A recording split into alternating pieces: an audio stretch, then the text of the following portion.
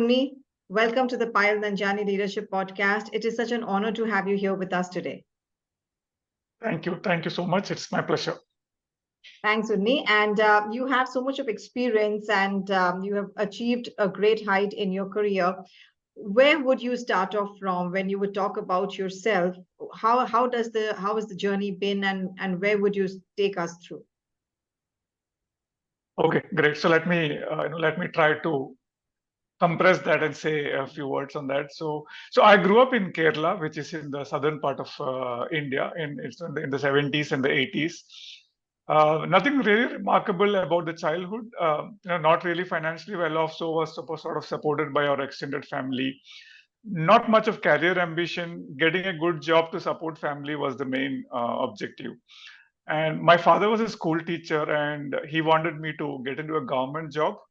But influenced by my uncles, I was made to believe that engineering, medicine, law are the only way out. I did try engineering, but didn't get through any of the entrance exams. And also, didn't have much understanding of the career choices those days. The common belief in the family circle was that marketing is actually a door-to-door Yeah, salesman's job, right? absolutely. Right. Yeah. Even after graduation, I didn't know there was something called an MBA and a management education. While I used to, read every single copy of the advertisement in magazines and newspapers, I still didn't know that there was an advertising as a career option itself. In fact, we are in my high school. There was a English teacher in eighth or ninth standard who told us that reading advertising copy will help improve your English.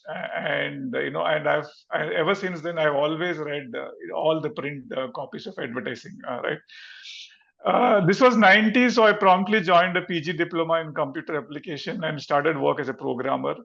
Mostly very small companies. Despite the beginning of an IT revolution, many large companies always needed a 4-year degree for on-site placement, and I was missing out because of that. And 3-4 years of that, and I somehow lost interest in sitting and coding. Right. Probably I was a bit confused also, and perhaps even frustrated. I was also in search of some sort of an ideal world, trying to understand myself, trying to understand the role of business in society, etc. In a way, my midlife crisis actually happened early in my quarterly life itself. So it was like a quarterly life crisis. And then I landed in a company in Chennai, where I can say it was a social engineering experiment. Right? Its stated mission was to say try and prove organized business can lead us to a better quality of life. Right, saying business as an institution, has the power to influence people and change society. So some of the fundamental business areas they really worked on was housing, energy, healthcare, and education. Healthcare and education was sort of very early experiments. Housing and energy was sort of a setup, is a substantially successful business, but very moderate salaries, perhaps even a fraction of market salaries. Simple living and high thinking was sort of encouraged. A huge focus on personal development, self-awareness, personal growth, etc. And interestingly, very highly successful brands also in the housing business, especially.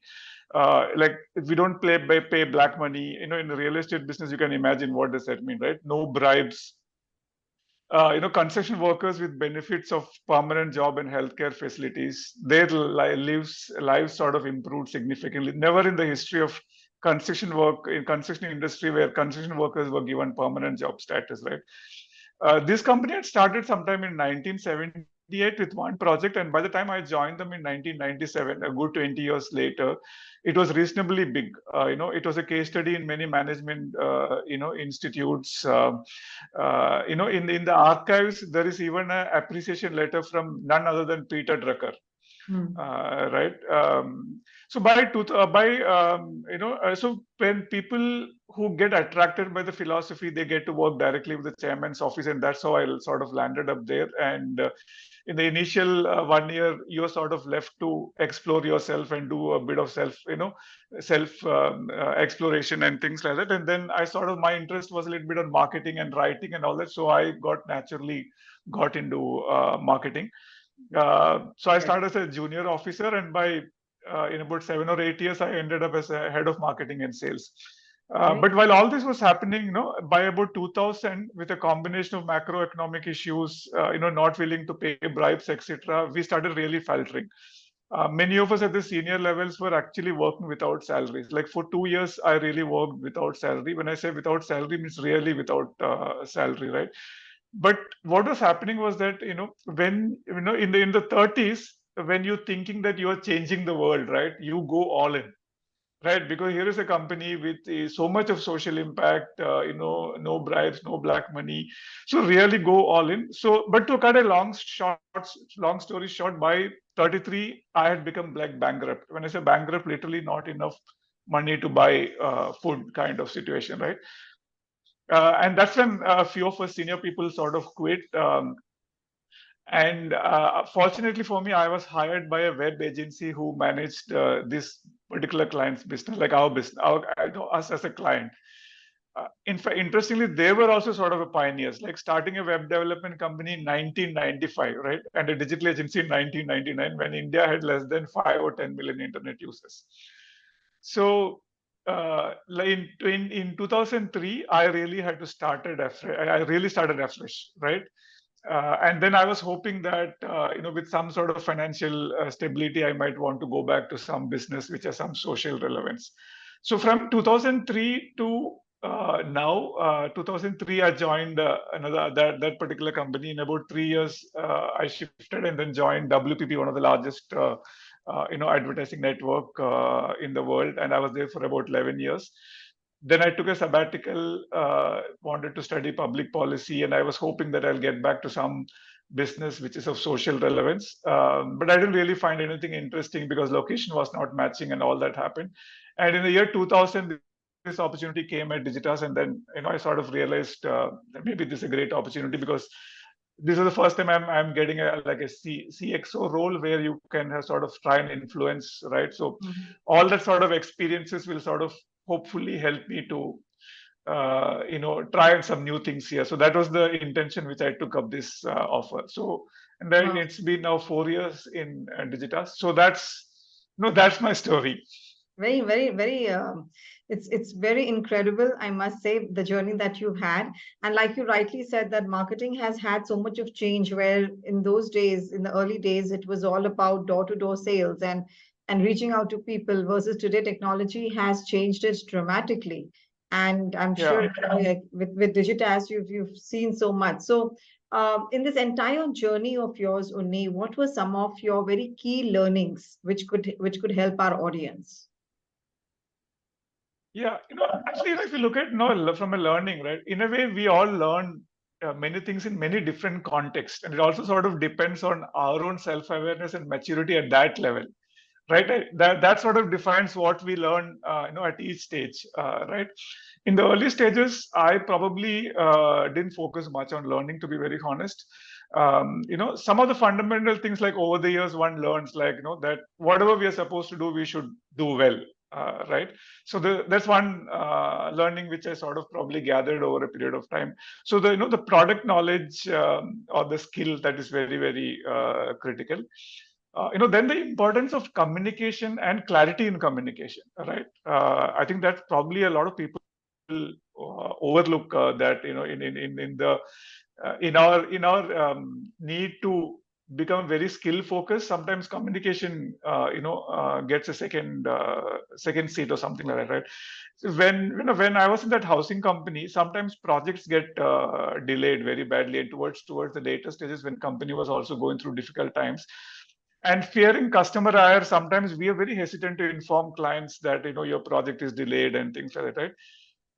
Then you realize that the customer's expectation is actually very honest and clear communication. It's not so much about project is delayed or what, all they're expecting is that, okay, tell us clearly what is happening so that we know what is happening, right? And also sometimes lending an ear to people's problem, right? Whether it's an internal stakeholder or an external stakeholder, right? And then as you grow up, you learn many more things. Like, for instance, nothing can be taken for granted. Like, we all are dispensable, whether as an individual or a company, right? We all are dispensable, right? And at a very fundamental level, we can't shift our focus from product and people. Now, when I say product, what I mean is that the product or service you are offering to the market, right? Whichever organization you could be in the laundry service business, or you could be in a high-end defense, equipment manufacturing. Whatever it is, the product quality is it has to be superior, right? And then the people. Once product and people are taken care, my belief is that rest all are outcomes, right? Profit and numbers all are Yeah, outcomes, right? absolutely. Yeah. Yeah, yeah, Wow, yeah. that's nice. So you spoke like you said, people have to be taken care of, and once people are taken care of, the rest everything follows. So, when you say people need to be taken care of, what does that mean? Yeah, yeah. So, what I really mean is that, see, look at what typically the kind of challenges one faces as a senior leader. Is that, I'll come to that, and that sort of I can dovetail that to the people issue, right? Most of the time, we don't. We fail to get the best out of our people, right? Okay. Yeah. And it could be a combination of multiple reasons, whether it is their actual capability or attitude, or it could be any of that, right? But as leaders or managers, the real challenge for us is, how much slack one wants to give, and how much effort one needs to put. Now, whether it is, should I give up or not, right? So if you see that as a challenge, then What challenges do people usually face while doing this? Because, like you mentioned, it takes efforts, and not everybody is putting those efforts. So, what are some of the mistakes people are making because of which they are not able to make people the center of everything? I think it's probably is, I'm just taking a stab at this. It's probably our inability to suspend our agenda and then, listen to the other person, right? Because True. there is a saying that we all love listening to our own voices, right? So the ability to suspend that and then listen to other person is probably is, and there more not probably everyone is wired to that, and that's an effort one has to make. Okay. So, Yeah, only when you're hiring for your team, what are some of the yeah. qualities you are looking at in people? Yeah, so see, first, obviously, the subject matter expertise, that's sort of like a baseline, right? Because without that, we can't do anything, or that skill is sort of important. Then, I make an effort to understand their outside interest outside the work or the subject, this thing, because, and their point of views on some of those, what generally excites them, what sort of irritates them, their experiences in dealing with people, especially if I'm hiring someone who is going to lead a team. Right today, currently at my level, I end up hiring people who are leading subsequent teams. Right? Very rarely I get into a hiring of an individual contributor kind of thing. But even if then, I really look at what are their other interests, what are their their point of views on multiple things. Because one important thing I feel is that, when we are a professional, we are very till about, this is my belief. Okay, I could be wrong. Till about early 20s, we are we have multiple interests, multiple skills in a way, because either sports, music, apart from your subject knowledge, right, or arts, painting, True. whatever. Yeah. uh, after 20s, when you start getting job, and then there is a huge risk of we becoming from unidimensional, from a multidimensional to a unidimensional person, right? Because you're either sucked into work, and then also suddenly also you start living your life in the so-called social norms, right? okay, I need to, if it is in India, for instance, I need to buy a bike, and then I need to buy a car, and then I need to buy a house, and you fall into that trap. So what I try to tell people is that when I try to meet people and understand, also I try to understand what are the other interests. I said, don't lose focus. We all are multidimensional people. Organizations suck us and then make us into unidimensional. Don't fall into that trap, right? Try to find time to nurture your other interest and things like that, right? So I look at their other interest, and and also I ask them, okay, now you're moving from X organization to this organization. Do you have any learning agenda? Like, what is it you're looking forward to learn, in this organization, right? So things like curiosity, wanting to learn, all that is sort of important for me. Okay. And you said about that they should have subject matter expertise. What's the weightage that you give to skills versus mindset of the person? Uh, Yeah, actually, I've not really thought about in terms of this in the really, I mean, mathematical terms, what Uh, weightage. But I think in some cases where if I find learnability, if learnability, it's very difficult to judge. Also, sometimes it's very it's a gut and judgmental. right. You may Right. go wrong also. Yeah. Yeah, one interesting thing I learned is from one of my colleague. I forgot who. He or she told me that, look, when someone is moving from organization A to organization B, uh, the fact that he or she may not be completely ready for that B, because he has learned certain things in A and he has felt saturation there, and he wants to come and learn more new things, right? So therefore, give that slack, that he may or may not be completely ready for this role, but for him it's a learning curve. For him or her, it's a learning curve, right? I thought that's a very interesting perspective. So I would probably give a little more weightage to attitude and learnability and and things like that than the skill. But does it not to say skill is not important? Skill is Absolutely. Yeah. definitely important. True, true. That Yeah, is right. yeah, So, yeah, to all yeah. our listeners, what would be your biggest piece of advice? I'm not sure whether I can give any advice, If not, but you can do. yeah, see, to start with, success will mean different things for different people, right? Mhm. And very often people really underestimate the role of luck, in that place. Now, just to give an example, when I moved from that company after being sort of bankrupt and moved into digital. This is early 2000. Just imagine, right? The Mhm. right time. Not too many people. Internet advertising is just picking up. Not too many Yeah. people in the industry. I come with some, because I was a marketing lead, so therefore marketing experience. Initially, I started as a career as a programmer, so therefore some technology experience. This organization was headed by someone who knew my background. See, so many things sort of came, for me it was like right time at right place. Right, if my level of skills at that time, and if I was with that skill, if I was look for a job 10 years later, I would have found it difficult to get, because I was in the early stages of evolution of digital, right? Yeah. So therefore we always underestimate the role of luck, right? Right. So therefore, instead of saying advice, what if probably, if I can say that what I sort of something from my mistake, right? This is what it is, right? What I feel, one of the biggest mistake I feel I've done in the past, especially in the early years, is not focusing, in giving 100% on what I was doing, right? This was largely due to an anxiety, and probably a misplaced anxiety, thinking that this is not what I am supposed to do, kind of feeling, right? So let me just give you an example.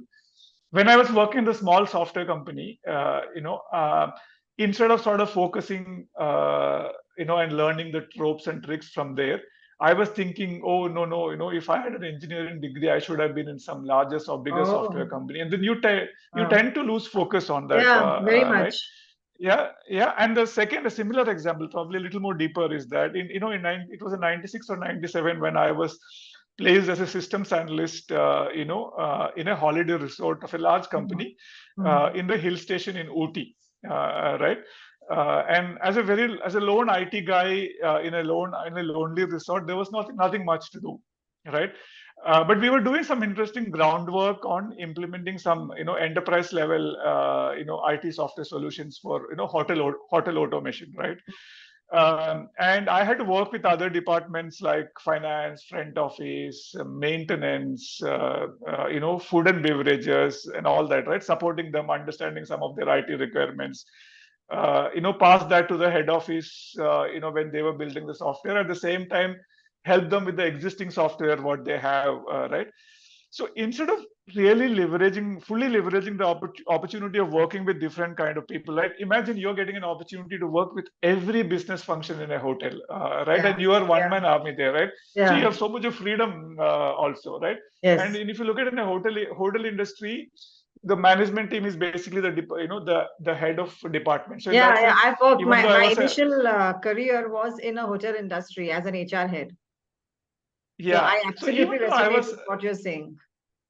Yeah, so even though I was a one-man army, I was still the head of the department, right? So there was so much of Yeah, opportunity yeah, to yeah. Yes, understand business and correct. managing a large resort, even labor and all that, right? Mm-hmm. But instead of focusing on that, no, I was actually thinking that, oh shit, what am I doing in this godforsaken place? While all my colleagues, ex-colleagues are in big cities, and because I came from Bangalore to Uti to join this job, right? But if I had a different attitude and a different mindset of really going all in, right, I would have really learned much more. So these days, when I meet young people, I work with young people, I tell them that, look, don't worry about what happens tomorrow. Just Mm-hmm. go all in on what you're doing. Because even if your ambition is to, let's say today you are working in this, agency, even if your ambition is to start your own business 5 years later or be on a client side, whatever you focus on today will definitely help you in that, right? So I feel that's one of my biggest mistake I have done in life, Very, oh my goodness. Yeah, but you've learned so right? much from it. Yeah. You've learned so much Yeah, from yeah, that. yeah.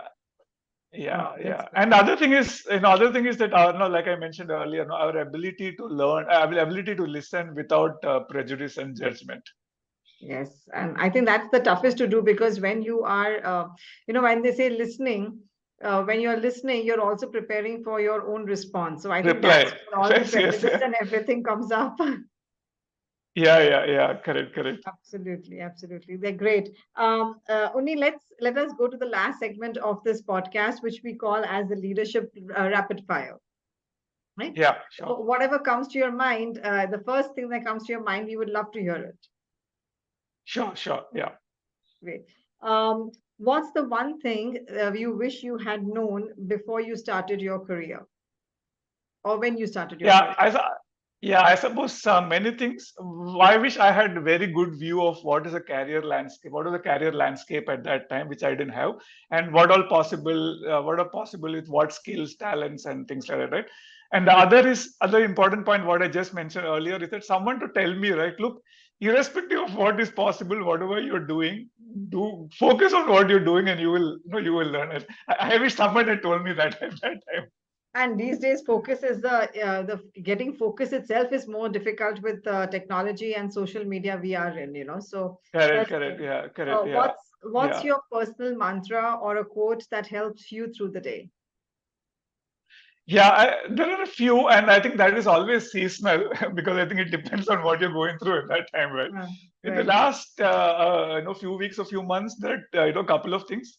One is this, saying, I think it is John F. Kennedy on Moon mission, which basically said that we don't do these things because they are easy, but because they are hard, Hmm. right? Wow. Yeah. That is one that's been playing like a loop in my mind for a while. And the other is a saying by Arthur C. Clarke, which basically Yeah. said, at the end of the day, all that matters is learning and loving. Hmm. The exact quote is actually, in fact, I noted down that saying that he says, for when your life is over, if you can say, I have learned and I have loved, you will also be able to say, I have been happy, Hmm. right? Okay. Nice. Yes. So That's beautiful. these two things are like top of mind for me. Okay. Great. The biggest leadership myth you've heard. Yeah, I think this is a myth. I'm not sure. I think this individual heroic CEO is a myth. Right? According to me, all CEOs are simply basking in a reflected glory of what his or They're her glory. team is doing, right? Yeah, and That's I, like a yeah, and I, self glory. yeah. It's all reflected glory of what a lot of other people are doing, right? Yes, And like I said earlier, luck plays a huge role in all our absolutely. success. I agree. I Yeah. couldn't agree more. Only one thing that motivates you to get out of bed every morning. Yeah, actually, it's very simple, right? Honestly, it's not nothing profound. It's basically simply to have a very healthy and very active day, physically and mentally. Wow. What is your favorite part of being a leader? Yeah, getting to know your people, listening, and trying to do something, right? I've realized one statement that sort of best describes me on what I want to do or what I'm doing. Sort of is this. This is not my original statement. I read it somewhere, in some Twitter handle. It basically says that no, continuously find what gives other people energy and be a fan to fuel that. Wow. Okay. Right? I saw this in Twitter and really I had an epiphany kind of sorts, right? Because this is what I really, this is what I probably do and this is what I really enjoy doing. True. What superpower would you choose? Invisibility or mind reading? Mind reading, of course. What do you want to know? Yeah, it's good to know what people are thinking and Yeah, then, right? absolutely. And then and then accordingly change the leadership style and everything that moves around it. Fabulous. In one of my Yeah. books, my fourth book, which is coming up, there is a chapter called "Leaders Are Mind Readers." Ah, How they really connect with their people and everything. So, if you could change anything about yeah. the corporate world, what would that be?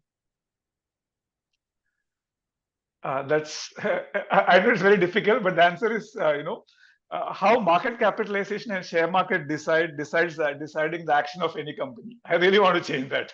Okay, that's a very profound one, very, very different. That's great. But thank you so much, Unny, for being on this podcast. I know how your schedule is, but you've shared some incredible nuggets with us, and this will go a long way in helping many of us reach where we want to. So thank you so much for your time and insight.